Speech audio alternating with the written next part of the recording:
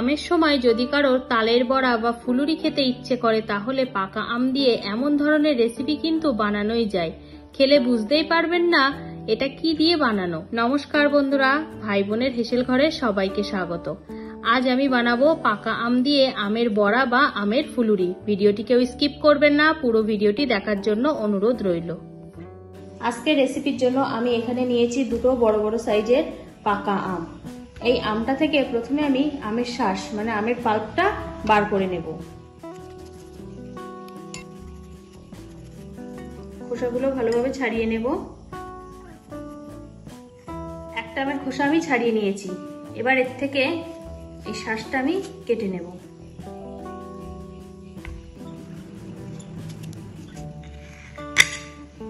এগুলোকে এবার ছোট ছোট পিস করে নেব।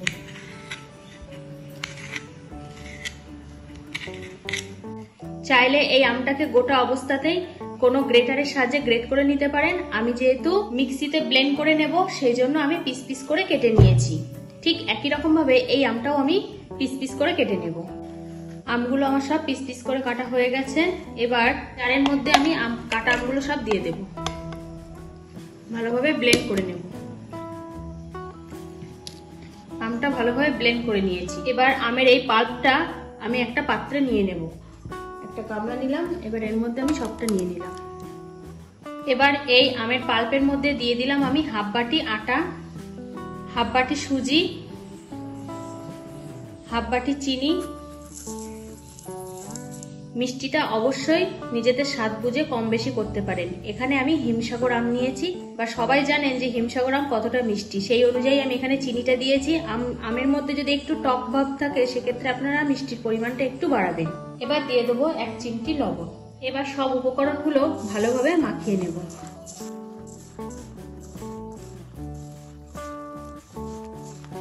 আপনারা চাইলে এখানে আরেকটা উপকরণ দিতে পারেন। যদি হাতের কাছে নারকেল থাকে তাহলে একটু নারকেল কোড়াও দিতে পারেন। আমার কাছে যেহেতু আজকে নেই সেজন্য আমি নারকেল কোড়াটা অ্যাড করতে পারিনি। ভালোভাবে সব উপকরণগুলো মাখিয়ে নিয়েছি। এবার চিনিটা ভালোভাবে মেল্ট হওয়ার জন্য আমি 10 মিনিটের জন্য ঢাকা দিয়ে দিলাম। 10 মিনিট হয়ে গেছে, আমি এবার ঢাকাটা খুলে নেব। মিশ্রণটা আরেকবার মাখিয়ে নেব।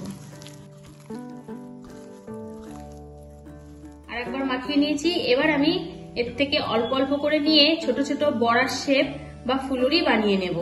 আগে থেকে কড়াইয়ে আমি তেল চাপিয়ে রেখেছিলাম, তেলটা গরম হয়ে গেছে। এখন আমি এর মধ্যে ছোট ছোট করে ঠিক যেভাবে আমরা তালের বড়া বানাই সেইভাবে আমি বড়ার শেপ করে নিচ্ছি।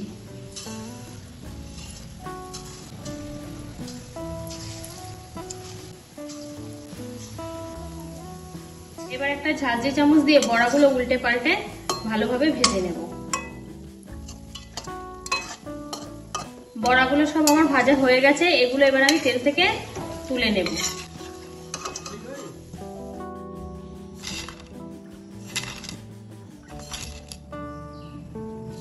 ঠিক একই রকম ভাবে আবারও আমি বাকিটুকু দিয়ে বানিয়ে নেব।